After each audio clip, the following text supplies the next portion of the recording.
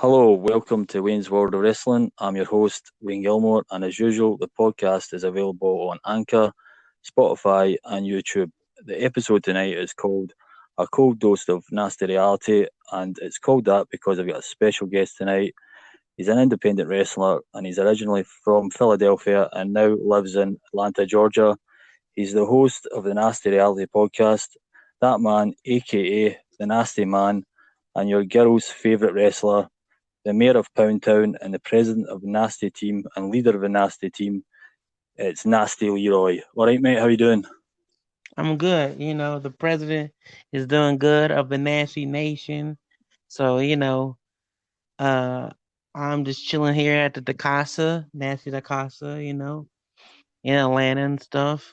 Uh, you know, I was, you told me about yourself and you said you was a member of the Nazi nation. I said, well, normally I'll just do any podcast because I like to make not only the good podcasts, but the ones I listen to.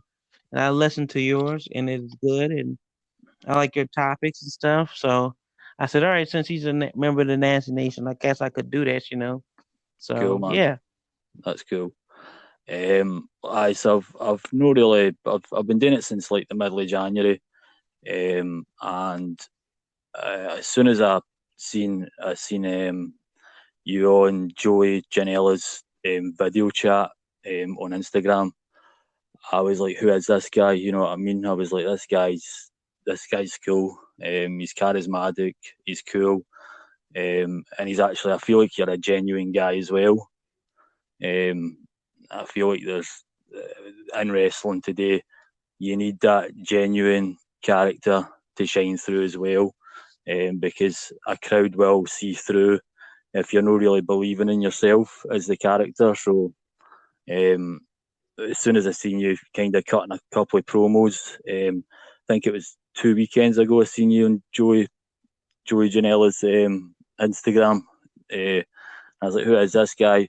And then I started watching a couple of your videos on YouTube. Um, uh, and I just said that I got in touch with you just last Friday, and I was like, would you fancy coming on the podcast as well? And here we are. So here we are. yeah. Yeah, So I see that. Okay, yeah, go ahead. sorry, on you go. No, I it's I've known Joy for a little bit, not as much as a lot of people think, but he got in contact with me. It's kind of like for anybody that tried to search me out, other than Instagram and Twitter, like when you don't follow me or you don't follow me on those social medias, it's kind of hard to get in contact with me because one it's just I don't wanna say I'm not a very contactable person. It's just you gotta find the ways to contact me because I don't know. I'm just one of those people like I don't say if I leak my information, but it's we gotta have a friend to know me because you know a lot of ladies out here or a lot of ladies' boyfriends out here used to be trying to come get me. So Yep. well, I try to if you're trying to really contact me, you just go through the proper channels. I'll say. Yeah. So the nasty team. What's the full deal with the nasty team? The national team was created by my few group of friends that we hung out all the time. It's like the Four Horsemen thing. The Four Horsemen came together because all those guys hung out and it was competitive in the ring. Besides the in ring stuff, we all generally hung out together. And originally it was just really like four people, and it expanded over time. So we got like a lot of people that are in the team that was there from the beginning days, Hmm. and this really this is going around, and then people, of course, well, I don't even know he's my friend right now because we going to do a little rough patch He said that I sold him out, and he's like, yo, we had this he had this thing on the phone where he was like, yeah, you sold me out. Um, you you uh you did all you just did it for because you got the fans now, or you got the notoriety and the platform that you always wanted, and now you're selling us out. Your day ones, your people's like, oh nah, and then I kind of did, but I kind of didn't. I can kind of see where he comes from, Mm-hmm. so I try to make it better on the last time I was there on there. Not only just there with Marco, but last time I was on Joey's. Right. Uh, but I guess you can't change what I did. But like I tried to smooth it over, and he wouldn't talk to me. So Right. it sucks though, because these are my day one friends that I created the national team with, Mm-hmm. and I hate to like move on and like even think about new friends. But Yeah. George's become a real good friend, and he's listened to the problems of my situation, literally helping me out. Not just helping me out like, oh, this is just an entertainment thing. I'm just gonna bring you on Instagram. Like literally, I talk to him all the time, pretty much all the time now. Like he's So become one of my questions was actually it's a wee bit later on. I was on my list, but I'll ask it now since you're talking about him. How long have you and Joey Janela been friends then? our friendship really grew. I think when we started, did a live back in January, Right. and like ever since then, we've been we've been we would talk here and there, Right. but I think yeah, we talked here and there. I think in February we was talking. Yeah, we was talking here and there, but it was never like, oh, this is my friend. Like he would never go out and say, oh yes, that's my friend. He knew about me Yeah. because he was here in Georgia for Super Bowl, Mm-hmm. and we just never got to meet. And then just every time when AEW was here, Mm-hmm. uh, I was supposed to go backstage, was back in the locker room, and I just didn't go because he didn't have my number and he didn't have none of my contacts. So So you've I not. So think doing quarantine. are you friends? Are you friends just online? You've never actually met face to face then? Nah, I never met him face to face, but what we have done is we have connected. I had a deeper bond during quarantine. Mm-hmm. We have became good friends. Like now he's like one of my good friends. Like he's like I hate to say this, because but I don't want to say it, but like my own friend Dwayne doesn't even talk to me. We talk almost every day. I'm talking about it's not a time passed. Right. We didn't talk. I think I talked to him more than all the rest of my other friends. Yeah. Uh, my friend Heater, I talked to him too, but I never really talked to him as much as my friend Dwayne. So Yeah. we've combined, and he's become a good close friend of mine. Like, Yeah. That's cool. Because I actually seen you on Instagram when AEW was. So where was that? Was that in Atlanta then? yeah, Yeah, I see. it was Because here in I Atlanta. was looking through. I was looking. I was actually in a nosy at your Instagram um, the day before yesterday, and I was looking through it, and I came across you at the show because I've watched every AEW. I really do enjoy AEW.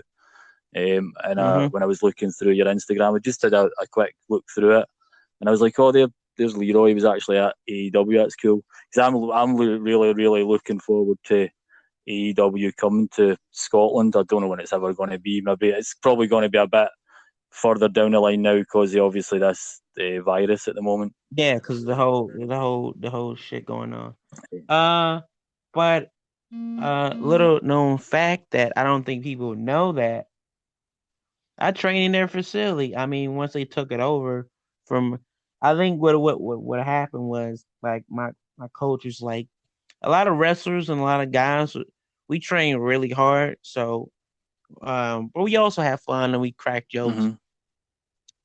But it was the point that my coach was like, he was willing to give anybody a shot. If you train a couple days down here and but if you was really serious about training, if you wanted to get better, Mm-hmm. he would help you out and stuff. But people keep leaving and people kept going other places. So he just said, you know what, I'm just gonna change it, give it to Cody, and me and Cody gonna run it or whatever. I think him and Cody, but yeah, him and Cody, but mainly QT is the coach, Yep. and that's how it became Nightmare Factory. And so yeah, I'm you could basically say I'm a homegrown AEW guy. Your So I QT can't Marshall's your coach, isn't he? Yeah. Yeah. yeah, so I'm basically a homegrown AEW guy. So yeah. That's cool, man. Your favorite, so your favorite wrestling company to work with and to watch. What's the what's your favorite wrestling company? Have you worked with for a couple of wrestling companies, or is it just one fall wrestling? I know that I've loved. It's just one fall been exclusive. Right. And it was mainly not because nobody was wanting to book me. It's just like it was just like I would I used to get not paid a lot of money, Right. and I was bad. Matter of fact, I was not getting paid at all. So people would bring me in. I'm like, oh, let's do it free. And then I got to the point where I just didn't want to do it free no more. And I was like, and see, Georgia's a little different than all the wrestling cities in Boston and Philly and stuff. Mm-hmm. Because here they're just starting to get back wrestling events like independent wrestling events. So you got my promotion that I wrestle for. Then you got action wrestling, and then you got Atlanta Wrestling Entertainment, and that's just only in the city. Mm-hmm. That's only in the city of Atlanta, the actual city. Tyrone is little past Atlanta, but it still counts as like Atlanta. It's like near my house, but it's like I was like 15, 20, 25 minutes. No, 30 minutes away from my house. Um, so that's more in the city, and then you got stuff that are outside the city, which is Georgia Premier. They have Southern Honor, and then they have Anarchy Wrestling and Landmark Arena, where of course, AJ and Xavier Woods and all them started. So it's like it's spread out. It's about at least about 5 promotions in the state of Georgia, and like I've tried to wrestle for Action Wrestling and tried to wrestle for Atlanta Wrestling Team. It is just a lot of promotions. I'm gonna just be honest. A lot of promotions just to see the value of that man. And then when the NWA came down here, I was like, all right, this is my chance because I've always liked the NWA with my uncle, Yep. and we would always watch tapes and stuff of and that's how I think I got reintroduced to wrestling because I was completely out of it. Mm. I don't WWE was never really my thing. Right. So I got reintroduced because of my uncle, and I just started loving pro wrestling because the tapes of Dusty Rhodes and Magnum TA, and then the Four Horsemen and stuff like that. Yep. So with the NWA, uh yeah, I wanted to be in there at the Square Circle tournament, and I mean the Square Circle competition. But obviously, somebody in the NWA, or if it's Dave Lagana or if it's Nick Aldis, has something against me where they don't want me to be in the NWA. Mm. So, and and it's sad because I would fit great in that environment. So, yeah, it's crazy. So I just was like, all right, I'm gonna just be a one fall guy. I'm gonna just put this promotion on my back, literally, and then if the time comes that people see the value in that man, uh, my promotions was always that I wanted to wrestle for was Beyond and AAW and PWG, and I said if I get the rest of those, I could retire a happy man. Yeah. So So what about the company you like watching on the TV, like just chilling out at night or whatever? Like, what do you like watching? I pretty much watch AEW, and it's not just a shield just thinking the company. I generally love their product. Yep. Uh, I love Beyond Wrestling. It's different. Yeah. Well, I just Uh, started because you mentioned that to me yesterday or a couple of days ago. I seen you putting it on. Or I messaged you and you were just talking about Beyond Wrestling or something, and I can't remember if it was a post I seen you putting on or you messaged me and I said, "What's Beyond Wrestling?" I actually thought at first it was maybe a documentary you're watching, and then I actually put it on. I think I watched about 4 matches last night after I spoke to you, and I'm really enjoying it. I'm really enjoying Beyond Wrestling now. So thanks for letting me know about that. Yeah, yeah, yeah. I'm enjoying it. I like to put people on new wrestling and stuff, that they haven't seen. It's just I just think it's genuine, like it's like a punk rock of wrestling. Yeah, Like it just you have fans who come up to the ring. They have a commentary table and but they're on independent wrestling yeah, TV, and you just like I was so mad when I couldn't get back into the beta version, but now it's like officially on Roku, so I'm gonna get that back again. hmm, But I used to watch Beyond on Independent Wrestling TV. They got Beyond and they got Southern Underground Pro, which is a really good company that I watch on Independent. I watch Action Wrestling. hmm, Uh, I I pay attention to Georgia Premier Wrestling because that's affiliated with the school along with One Fall. yep, So they're on there too. It's a whole bunch of promotions, but my main one I mentioned one is Action Southern Underground Pro. right, I watched Battle Pro in New York. And then I watched PW. I used to watch a lot of PWS, right, not PWS, PWX Experience. right. There's a lot of guys that were coming out of the Carolinas that I wanted to wrestle. Um, I'm trying to think what else. Yeah, that's pretty much what I watch. I just support independent wrestling. Yeah, Like I'm not one of these cliche guys like, hey, you support independent wrestling, and I'm watching WWE. yeah, Like I watch independent wrestling when I'm not watching AEW. yep. That's what I'm Yeah, watching. Been a long I'm time fan of independent. definitely enjoying. Like I watch. We go to like shows here. The Scottish Wrestling Alliance. That's like an independent company, and I feel like WWE are kind of starting to get a stranglehold over the British wrestling at the moment, and they've got NXT UK over here now. So I do they're like taking they're I taking do they're like. taking the best. But the only problem is with Mm-hmm. NXT UK, they're taking the best guys from the Scottish Wrestling Alliance and the smaller companies in England as well, and that's a problem. I think that they're taking the best guys from the smaller independent wrestling companies, and then that's them then kind of getting screwed over a wee bit. So Mm-hmm. it's as if WWE, as soon as they see even an independent promotion doing well, they're like, you know what, we'll just take your best guys because they've got the money.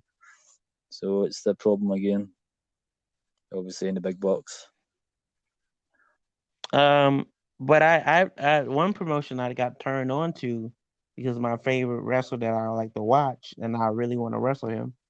Not only does he because he's the Philadelphian, because he's good. He's one of the best wrestlers out there. Which is his name is David Starr, and he wrestles for the promotion On Top Wrestling, I think it's called. Great.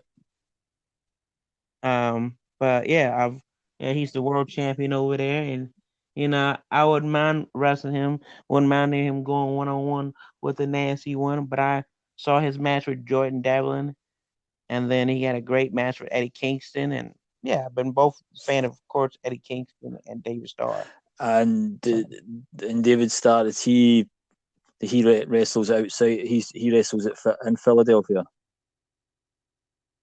he wrestles for Beyond a right? lot, I noticed, and he wrestles in Scotland and England and Right. the whole European circuit. Because So one of my other questions was, I seen like one of your, it was like just you in a room, and it was some of your ambitions, some of your goals for 2020, and obviously I think it might have been the start of the year you brought it out maybe, and the problem is now obviously you didn't see the, the coronavirus taking the world to its knees kind yeah. of thing. So one of your ambitions was to wrestle in Philadelphia, go back to your hometown. Um, Obviously, Hmm. is that still an ambition? Maybe next year now, because we might not get out of this uh, pandemic for another five, It six is months, maybe, or whatever it is. it is definitely one of my goals to wrestle in Philadelphia. I think a lot of people think that I am I think when you stay somewhere a long time and they see you grow and Hmm. whatever, and I can understand it. I used to hate it, but now I understand it. Having thought of it and experience and Hmm. stuff. I can see how people here in Atlanta be like, "Oh, he's an Atlanta guy," and we seen him come through when he was like 14 or 15, and now he's like adult and he's like grown so much as a person.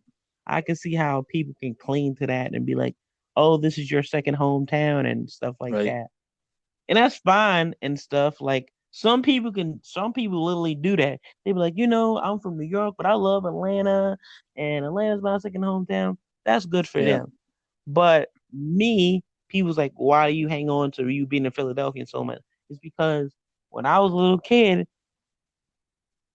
even when I was in Philadelphia, and the stuff that made me who I was in Philly makes me who I am now. Um, it's just it's just a party. You can't Yeah. you It's can't like in your, it's like in your bones. It's in your blood. It's in your heart. like I get soup like people. I think even my foster parents, my parents now, they know like whenever I go back home or even go near home, I get like super Yeah. excited. And I would like to tell you that, oh yeah, going back home to Atlanta excites me. No, it really doesn't. Like it's just whatever when I go back home to here. Not to disappoint people here, but like it is what it Yeah. is. I do thank the people who support me, like who see me grow, who see me grow not only before pro wrestling but like in wrestling. But I've been in wrestling since 2014, Hmm.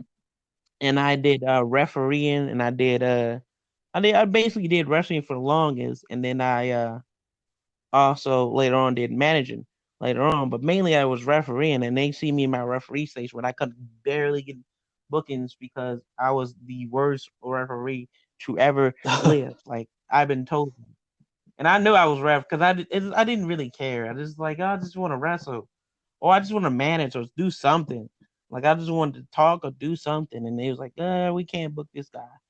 So yeah, they see me in my times and stuff. My friend Heater, my friend Fried Eddie and stuff. So yeah, they see me in my stuff. So and a lot of people who see me come up, and I understand that. But it's like it's something about being home. Like I can't understand. Like I don't people like people my friends. Well, I don't know if we talk as much. We haven't talked as much, but when we used to, they used to say, "Oh yeah, you're not." And the reason why they say Philadelphia, Mississippi, why I say this on the Instagram live is because the joke is that I'm from Philadelphia, Mississippi, because I look like I'm from Philadelphia, Mississippi, and mainly like I don't remember the street, not the street that I grew up on. I'm a little hazy about some things about my Hmm. neighborhood. Like I don't know the Pacific Street, but I do know it was behind the Germantown High Okay. School, and like so I do remember that. And then like I'm one of those people who, like I have to be there just to see it. So if I go back home and I go back to West Philly, Germantown, and I go down past the Germantown High School, I'll figure it out. I'll figure out where the street is, Yeah. and and stuff like that. But yeah, I've always wanted to go home. Like I think after this Corona, I'm going to stay like a month in Philly. I got some friends that I know that not all my friends. I hate to say it, but all my friends are either they're gone, moved on, or dead, or something like Right. that. But I made new friends in Philly, Yeah. so it's not like when I go home, I can I can not I have to be in a hotel. I think I'll just you know get like a B&B, and then I'll just be there for a month, just soak in the Philliness, Yeah. get back to my Yep. roots and stuff. So So while you're talking about that, you were born and bred in Philly, but now in Atlanta. Was that for just solely for the wrestling, your wrestling career, or was it different reasons? it was definitely different reasons where I was moved down to Atlanta. I let it be known because I don't want nobody to be like, I don't want to be hiding from the past. So it'd be like, oh, I know your real past, and then they're digging secrets on you or something Yeah, like that in the promo. So let it be known that where what happened. What happened was I was one of those kids that I grew up in. Uh, I had my parents, and my parents gave me right, away, and I don't know for whatever reason, maybe it was child support or whatever the case may be. But they gave me away, and I grew up in a foster home. Like right.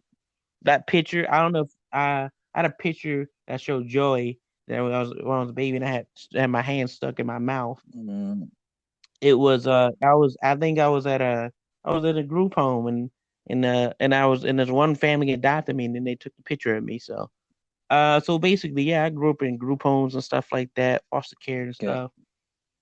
And so, God told me, he said, I think when I was 10, he said, you want to, you, I was, so that, like I said, this goes back to, you know, I discovered pro wrestling like when I was 8. right, So, uh, my, my God, the oldest kids and my friends, we went downtown. We was going downtown, was getting clothes and all that kind right. of stuff. Somebody said, "Hey man, you got to go check out this ECW Hmm. show." I said, "I'm thinking like, what is it?" My brother was like, "What is this ECW event?" And it said, "You just got to go check it out." So we went on this train. We used to have to take a train and a bus. So we took a train and a bus. We went down to South Philly, Stritter and Swanson. And as we went to Stritter and Ronson, we went to the you know bingo hall that definitely looked different back then. Right. And we went there, and I saw Rob Van Dam, I saw Bam Bam Bigelow, I saw Taz, I saw guys like Tommy Dreamer, I saw guys getting bloodied, I saw getting hit. Guys were just wrestlers, and they were just wrestling around. I was like, man, and I ain't never watched wrestling at this Right. point. People think, oh yeah, you used to watch WWE or WF at the time. Never seen it in my life.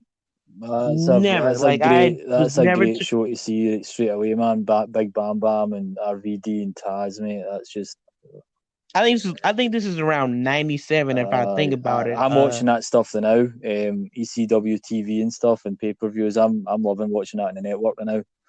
But that's some show to see your Yeah, I debut think it show was. watching that, man. That'd have been amazing. You what age did you say you're 8 or 9 year old? I think I was like That's 7 or 8. amazing, mate. That's crazy, isn't Either it? either or. Yeah, so I think it was 7 or 8 because it was 1997 if I remember Right. correctly. That's cool, man. Um, so I never seen pro wrestling in that, and my eyes was big as hell. Like, what the hell is this? The people they didn't care we cussed, so I was a little kid. Like, what the hell Uh, is this? And I'd just be looking at like Taz and Sabu and all those guys, and I was like, where, how, like this, my mind was just explode like. Psh. Before then, I was a big baseball guy. That was my dream was to play baseball or and then be a right. stand up comedy person. So before then, before like pro wrestling came into my life, I still love Yeah, stand up comedy. you're still a funny guy, man. Like with the video chats and that I've seen you've got some humor about you anyway. Still, Yeah, I appreciate that. This crazy thing is I don't think I'm fun. I just think I'm funny at doing funny you're not like stuff. you're not naturally Yeah. funny, man. So, and that's the people that don't think they're funny are the ones that are genuinely funny usually. Yeah, so it's weird because I was like, I'm not that funny. I was like, I just think I do funny shit. I just think I do funny shit. I think anytime I dance, people just laugh because it's so funny me dancing. Um, but yeah, so I got into ECW and I watched that. I used to beg ever since that first show. I used to beg like, can we go back to ECW? Can we go back to South Philly? And like because the group home at the time they didn't have money like that, so I think there was one more show that I caught that I had like got I would work like odd jobs as a kid, just try to get money. So I remember I got money and I had to take one of the guardians to take right, me up there, and yeah, and then I was like, yeah, we gotta come back here, and I would do everything to come back there. And then I saw WWF, but once you see ECW, it never really was the yeah, same for me. I was like, what is this world that, that world is cool and all, that world is cool and all, I get like a lot of people now like, oh yeah, I love Shawn Michaels and I love The yeah, Undertaker. That's cool. Which I started watching The Undertaker and all of them and yeah, it was cool. But like once I got exposed to that world, I was like, man, what is this underground fight club kind of world that I was enamored. So long story short, I never really went to a WWE event until I was basically until I moved down right, to Atlanta. Um, so I got in trouble, uh, a lot because not only this my mouth, but like this in general. It was not like I was doing like not big, but one night my friend was like, hey, if you want to get money, I got this guy and we can still car radios right, and whatever. Well, when we was about to do that, I was in the store. I had to do some things that I didn't want to do in the store. right, I got caught. I got caught. I got caught. So we was going in the car. I got caught. We got caught in the car, and before I even left the car video, we just got put in juvie, and I was in there for a little bit, and then the lady she came up. Her name was Miss Jackson, and she says, "Hey, I want to help you." I was a little older, so I want to say like I'm a 10-year-old robbing people, whatever. I was like about right, 11 or 12. She's like, I like to give people a second chance. I like to give kids a second chance. I don't want you to go down the same road as these other kids. I don't want you to be a life of crime and all this other stuff. I can help you out. I'm gonna put you in this relocation. You can be here, or you can be in a relocation program. And I thought about it. I was like, do I want to fight myself off every day of the people, kids trying to mess with me? Because I've always had like kids always try to. I don't know. Maybe it's just me, just doing my life that I always had people trying to hate on me for whatever reason. It was either because of my voice, my ears, I had a big nose, big mouth, or I just had too much hmm, mouth on me. Whatever the case may be, kids would pick on me. So I would use my of course, cutting promo skills all the time because my life right, is a promo. I would talk so much trash. I would never roast you, but I would talk so much trash. Like you would think that, even if you beat me up, I would still talk. Like that was one of those guys. I don't know time I've been knocked out is because uh two people had to jump on me because the one person he couldn't finish me. Like I was one of them right, just tough kids. So um I got in that program. I went to several states, and as I went to several states, was in several families. Most of the families I did not get along with, except for the Samoan family and the right, Italian family. They was just like they named me Frankie, and they's like, you're basically one of us. You're black, but you're basically one of us. You're like the black right, Italian. And so, they unfortunately had to give me up. They didn't want to do it, but they unfortunately had to give me up because I was getting too much. I was getting, I wasn't getting. It was also my fault too because if I would have been good with the Samoan family and the Italian family, I would have had Samoan brothers or Italian right, family members. But I was getting in trouble so much in school that uh, uh, the people of the juvenile detention relocation program kept getting called. You got to take this kid back. You got to take this kid back. And so it was.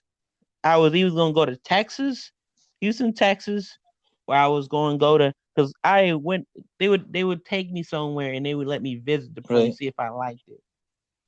Uh, um. So they was like, you gonna be in Houston, Texas, or you gonna be Atlanta?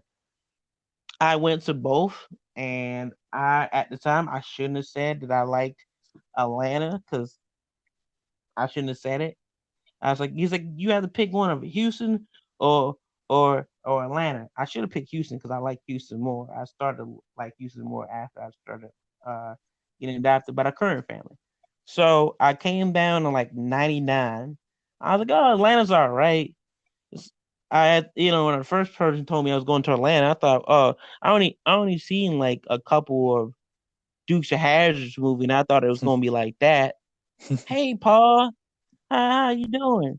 And, and then I got the red 66 and wagon. That's what I thought it was gonna be. Uh, Apparently it wasn't that. And then it was like, oh, all right, we gonna put you in Florida for a little bit. I think you should be in Florida. I got in trouble in Florida. It was like, all right, that's it. You go into Atlanta, no questions asked. So by the time that happened, this was 2003. I was like at least 14 years old. So um I was down in Atlanta, same thing. I was getting in trouble. It was forever my anger management. It was like, yeah, man, you need anger management classes. You need you need a therapist for the stuff you need to talk out and stuff, which I did Yeah. get. So it worked out. I I went to that same therapist for my mental health issues too. I don't usually talk about this, but I had mental health issues. Got them solved. Around I started feeling better. I think I was still feeling better even when Right. I met my friends. In 2011, 2012. I was still going through it, drinking all the time. Like my nephew's going through the same Right. similar stuff, but I tried to help him out, but he doesn't want to. I guess doesn't want to listen to Right. me or whatever. But it is what it is. If I was when I was him, I didn't want to listen to nobody either. So Yeah. You have to. You have to. um, around Right. 2013, yeah, around 2013, I snapped out of it and I got out of it because I wanted to go. I was just looking on TV one day and I was like, and this wasn't even like I was watching WWE. I was watching I was watching Hmm. AAW and beyond, like, and I was watching PWG, and I was like, man, I just want to do this one time. I was like, man, I know I can do this, man. I practice Hmm. my promos all the time. Watch guys like the Young Bucks, and I would watch guys like Chuck E. T, and I would watch guys like Chris Hero, Eddie Kingston. I watched all these guys. I'm like, man, I know I can talk just like them. I talk cut promos all the time. I know I can, and along with the wrestling, I know. I don't know. It came out of nowhere. This confidence, like I know. So I would cut promos by myself. Then my friend Dwayne, he would help me cut promos, and we would cut promos to each other and do like Yeah. storylines with each other. He's like, "I'm getting you ready for wrestling. I'm getting you ready for wrestling." I would get mad at him most times. We'd be yelling and stuff. So, same thing. Like my promos started growing. I think I was thought I was okay at promos at first, and then I think like this is where Hooters comes in. The Hooters in Terra Boulevard in Jonesboro, Georgia, I would go in there and talk crap about the Falcons fans, like the bandwagon fans, not the loyal fans, but the Right. bandwagon fans. And I would make some and this is how I knew I was really good at promos and really good at being a pro wrestler. Is I would make some people so mad they would want to fight, they would always want to fight me.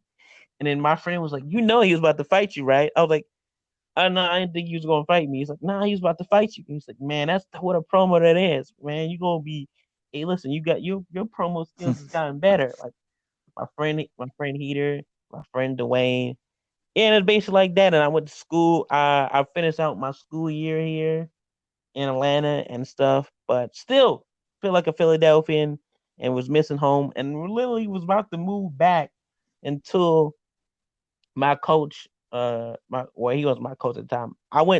I said, all right, 2017, I went down to Orlando, Florida. And I said, man, I'm gonna introduce myself as Nancy Leroy. I want to see if anybody takes to it, and I'm just going to introduce myself. I introduced myself too, but none of these guys probably even remember it because they didn't know me at the time. But I'm just like this. I understand. I'm like this stranger called Nancy Leroy, so they was like, huh, and they just walk off. Like I would introduce myself to one half of the Rascals, Daisy and Zeri. I would DJ Hyde, anybody, Michael Elgin, Brian Cage. I was just introducing myself to anybody and everybody. Joey, like I told Joey, like I introduced you to myself, and you just like, huh? And then you like, what? Your name is Nancy Leroy, and just laughed and walked off. And then like, he kind of felt bad, but he's like, well, I didn't know you at the time. I was like, yeah, you didn't know me at the time, so and then I did a seminar with Nick Dinsmore, and it like blew my mind up. Like, oh, this is how you do this, and this is how you do that, and this is how you punch the right way. And then when I learned that, and then I met QT in Orlando. Uh, I met him at the Team Visit Dojo.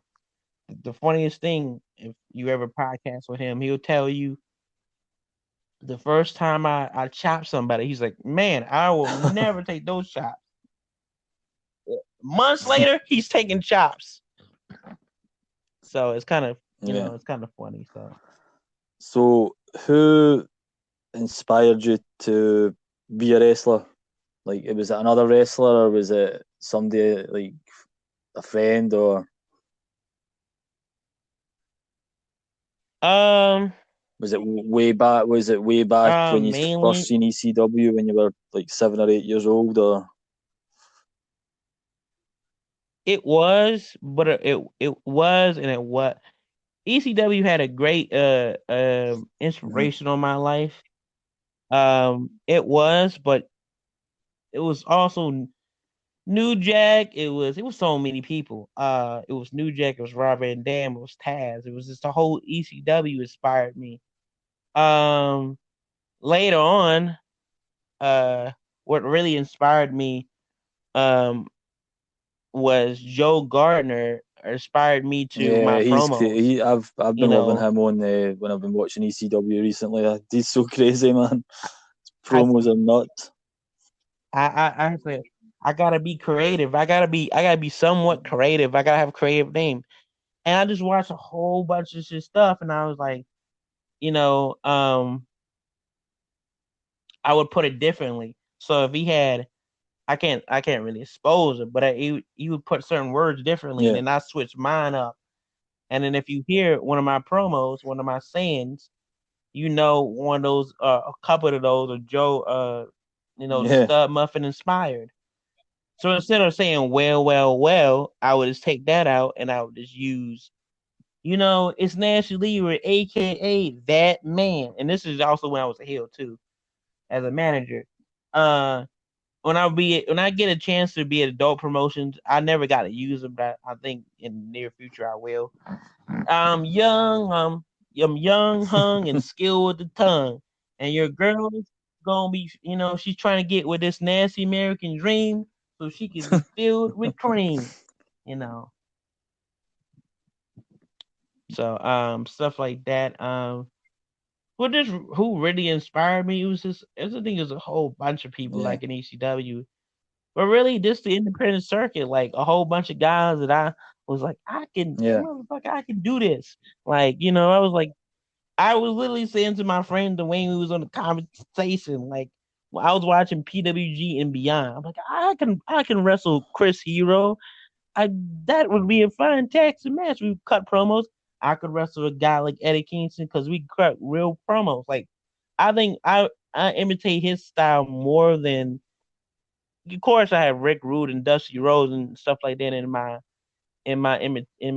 inspiration, but Eddie Kingston would be more likely doing I was inspired by because I saw him cutting those real promos, real life promos, making it real genuine promos. So when you see my promos, I'm not just talking to you.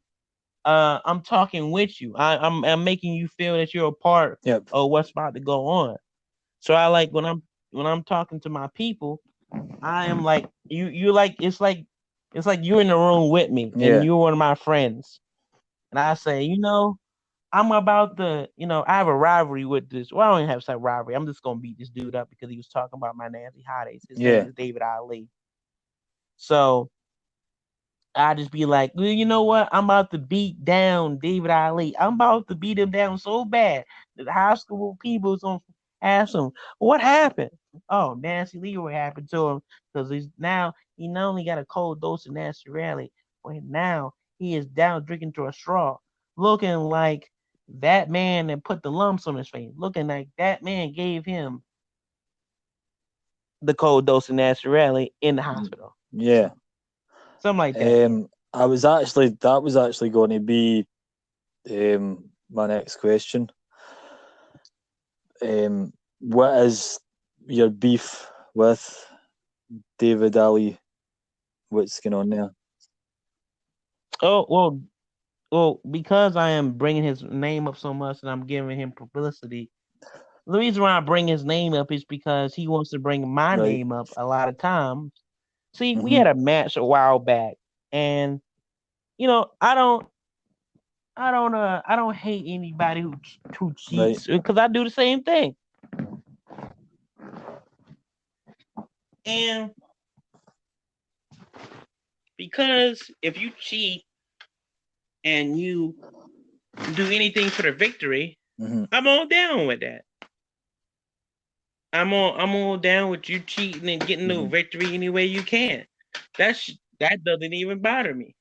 What bothers me is guys like him, or not guys like him, a rap bastard like himself will go on live, will go on podcasts on Facebook and stuff, and will like say, yeah, I beat Nash Lear. Okay, fine, you beat me, fine. You've beaten the top guy in the promotion. You should be number one contender. Great for you. Hooray. But it's a line that you cross and anybody should take care on. If you disrespect some of my ladies, some of the nasty hotties, then we Mm-hmm. have a fucking problem. Then we have an issue. We have an issue of you want to now you make it personal. So now that you make it personal, you want to go on every podcast that we hear you. Oh, I beat Nancy Leroy. Oh, this is how he sounds. Hold on. My name is David Ali, and I am the savior, and I beat Nancy Leroy, and also I am going to get with his Nancy Hotties. And so now, as soon as you even said that, now I'm just gonna beat your ass. I'm just gonna fuck you up. This is plainly, and then it's a PG promotion, but I'm gonna do rated R stuff to him. I told him like I'm gonna do rated R shit. Cause it's maybe a PG promotion, but I'm gonna do rated R stuff to you. So he is in the blimp of my he is in the blimp of my he's on the list. He's second. But the one who climbed up first, I don't know if you're gonna ask this Right. question, but I'm gonna get to it anyway. The person who climbed up first it was David Ali. As soon as when one fall came back, I was gonna be on him like turkey on sandwiches, okay? I was gonna put the hands to him. I was gonna give him the KFC. I was gonna give him the Popeyes. I was gonna give him the McDonald's, and he wouldn't have been loving it. Uh, I'm talking about like I would have, that would have been that. I think that would have gone viral. People were like in TMZ. Independent wrestler beats his other independent wrestler and maybe a shoot because we don't know. Yeah, I would have probably been a shoot because I would have shoot beating his ass. The fact is that after that, I had I was just I'm gonna go for the titles. I'm gonna go make my name out here. And then I go on Joey Janela's Alive and I'm starting to be a regular fixture. And then what does little Leo do out here? As soon as he gets released, as soon as he gets comes out here, I understand that you got to go for independent talent. You got to go for top guys. But now you want to come after me when of course, I'm a rising, upcoming star, but I'm still a star. That nasty main eventer is what I call myself. Okay, the breakout star in 2020 or 2021 is gonna happen for that man. Next takeover, and you see what's going on. So you come in and you asked to guess me. Well, he has to guess me the first time, but the second time I give him, all right, I'm gonna guess you. What do you gotta say, David Ali? He comes up, oh, you scammer. I don't know if you've seen the whole video, but he's like, "Oh, you scammer!" I'm like, "Who's scamming? You scamming after me, sir? You taking my gimmick, real life gimmick to use, which you can't even talk that much. You're a great wrestler in your division, but you can't step up your little lame promos up to me. So you come after that man, and I understand why you came for that man.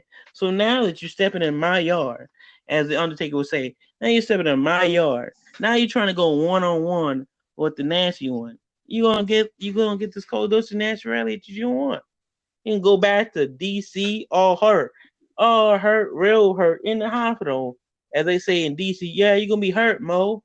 Yeah, and that's just gonna be cranking your legs up in the hospital bed as they adjust your seats, just your bed. I mean, Yep. so yeah. So um, the David Ali and Leo Rush into it. Yeah, they are my list of the cold dose and nasty That's reality cool, man. that they gonna get. So is So yeah, David Ali? Is he still in One Fall Wrestling, or was it? Is he still kicking about there? he's he is still reclaiming, like, so the match that we had was who was the face of One Fall Wrestling, because I've been tearing up One Fall Wrestling. That's basically become it's basically become my home. Yep. I've been the face of One Fall Wrestling. Anybody knows that, like I was the champion without being the champion. It was only a matter of time that I was Right. going to collect my championship. So he saw that, and so David Ali has had his reputation where he's been a rat bastard in every promotion, and he likes to take titles and stuff. So he thought it would be a great idea to come to my promotion, call me out. Like, I seen what he did the first time. He was talking smack to our dinner manager. He was he was talking crap to the fans. He was like disrespecting everybody. But I let him do his thing because he wasn't coming after me. So then when he wanted to shut down my nasty open challenge, I'm like, all right, you don't want to answer the challenge. So then, all right, we're not gonna do that. He called me out and he was like, I'm gonna be the new face of One Fall Wrestling. I was like, wait a minute. You just came in the company, fam. You Yeah. just came in the company. I'm like, I don't know who these young boys is. It think they all gonna come up in here and my promotion I put on my back. Like, let's just I call it like it is. I put that promotion on my back. I promoted that promotion more than anything. I would go out and do on press junkets and podcasts. Hey, everybody, check out One Fall. Ain't nobody trying to do all that. Ain't nobody trying to do all that. Not even the champion won't even do that. Why? Because they're just trying to go to the next step. When I'm in a promotion, I go hard. I promote that promotion. I put that promotion on my back. Like, I became the face not because I said I was a face. People said I was a face because I promoted. I go out my way, and I just tell everybody on podcast, say, you gotta check out One Fall. You gotta check out One Fall. You gotta Yeah. check out One FW. So he comes in and he wants to steal the spotlight. And not only did he steal the spotlight, now the spotlight is on him, and he just disappears like the rat bastard that he is into the night. And this shit ain't finished. Yeah, I got Leo Rush that I'm focused on too, but I'm still focused on David Ali, even if he's a local guy. And sure, that Leo Rush would be big name for me to beat. And a lot of people count me out, and I love when people count me out because then I just show them like, hey, you should never doubt and bet Yeah. against I'll that definitely man. be watch it for the Ali rematch then. So what about your nasty reality podcast? How's that going? So I have listened to quite a It's few of going. them. It's really. Now that they're on Anchor, obviously now I've favorited you on my on Anchor. I've listened to like half a dozen of them or so, but I'm no Mm-hmm. right up to date with them. So how's things going with it? It's going good. I think later on after AEW, I will put on a fresh new episode about what's been going on with me and right. stuff, and then fill everybody in. Um, yeah, about the Janela Zone and about the whole stuff about my career and stuff, and then yeah, just get that going and That's cool. That's yeah. cool, man. So, Um, so yeah. Probably just going to be closing up now with pretty much how's your training going now that obviously the world's kind of shut down? Are you still allowed to train in the place, or is it shut down totally? It's pretty much shut down for now, but I'm doing training like outside of the Nasty Da Casa. Right, I'm always getting some workouts in. I'm getting some stuff in. And I just like to say right, this. I know you didn't ask this as a question, but I like to say this, like the people who have seen me from me, so people who see me at the Nightmare Factory, they was like, "Oh man, you always had the star about you. You always been you was a star." I think when I started believing, my uncle called me one day, and he's really close to me. I'm really close to my okay, uncle more than any of my family members. Like I said, we used to watch NWA and stuff, and like it's a big thing for me to wrestle in Chicago, mainly for AAW, because that was one of the first independent matches that I started watching back when I came back to wrestling. Along that, I went to a Rancid concert and stuff, but AEW was the first, and then that is like after we started watching NWA tapes and stuff like that. So that's really a big thing for me. And then like to people see that, oh yeah, Cody Rhodes shouting you out, and yeah, he mentioned you because I'm basically a homegrown guy. And I just like my uncle told me one time. He said, Nancy, you gotta believe that you're a star. And not only once you believe you're a star, you gotta believe you're a star even if nobody else believes you're a star. You gotta believe that you're a main eventer. You gotta see that you're larger than life, even if people don't think you're larger than life. And you gotta believe, have true, not fake confidence. Fake confidence is all right, but it only get you so far. Have real confidence that you can know that you're a star, that you belong in the ring with guys that are like they have that they're on their top pedestal. So I talked to him recently, and he's like, "I'm so proud of you." And because I said, "Yeah, you told me you was a star, and you started believing that you were a star, and you don't mind, you don't mind calling out anybody. You got to be one of those kind of guys." And I took that to heart, and we had a discussion. He was proud of me and stuff, and then he looking to see me in Chicago. And so like people was like, "Oh yeah, Cody Rhodes mentioned you," because Cody, or if it's Billy Gunn or whatever. This is the thing with me. I never really got starstruck, even if I never met a right. celebrity in my life before pro wrestling. So I think being around my cousin when I got adopted by the current family that I have now, with my cousin being Rocket Ishmael, he was just my cousin. Like you was just like, oh, he's in the NFL, but he's just my cousin. Like it just didn't like it doesn't Right, like so I just he's say, oh he's yeah, it's a my he's cousin an Rocket. NFL player because Like that I is don't really know American football, so yeah, he played American right, football for a lot of years. He played for the um right.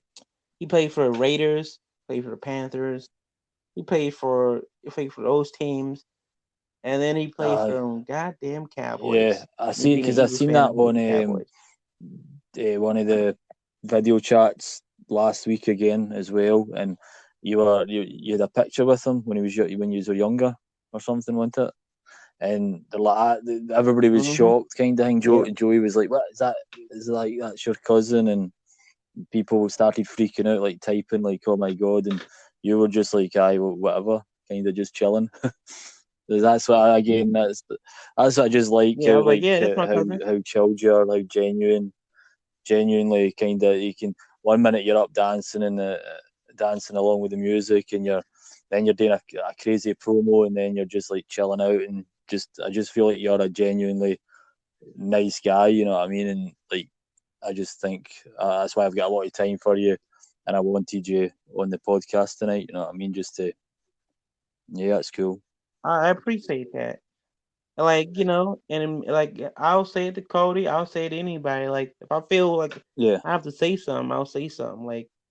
Um so that's just my yeah, thing. I don't get starstruck at all. So I don't like people like, oh, you met Billy Gunn, you met Cody mentioned you. Of course. I've talked to Cody. I'd be like, I remember QT was like trying to be mm. polite and everything. He was like, "Oh yeah, his name is not." He used to get my name wrong. He was like, "Oh, your name is Dirty Leroy." I was like, "No, it's Nasty Leroy." And he was like, "Oh, you got." He was like, and he laughed a little bit, and my QT laughed a little bit. He was like, "Oh, it's Nasty Leroy. You gotta, come on, Cody." And I was like, and then he said to me, he said, "What's your name again?" I said, it's Nancy Leroy, aka that man. Come on, Cody, man. I know you gotta. I know you be saying all these fancy words and stuff, and you can't remember my name. Come on, stop playing with me, man. Stop playing with me. I think he just did it just to get a rise out of me, just to. Yeah, I don't know if it was motivate me or whatever, but I think he just get a rise out of me because he knew my name because my coach told me, hey, that guy Nancy Leroy or that guy Dirty Leroy or whatever, he yeah, stands out. And I'm like, man, that's not my name. But so I'll correct you even if you're Billy Gunn or if you're or no matter who you are, like care if you're a legend, don't care if you're Vince McMahon. Like this is the thing. Reason why you always ask me, you should go to the WWE. I would get you would never see me on TV because I don't yeah. hold my tongue for nobody. Like I just don't. I just don't give. I don't say no. I don't give no fucks, which I don't. But I don't hold my tongue, no matter what's your status. You shouldn't talk to Vince McMahon like that. I'm like, man, Vince Aye, McMahon better can get my name right. definitely. So I don't hey man, why I'm not on TV? Why I'm not on this? And I'll say what Yeah, I feel. So it's just how it is. But man, I yeah, appreciate that's you cool, bringing man. me I've on the really, really podcast. appreciated it. I had one quick last question before you go, if that's cool. Have you got enough time?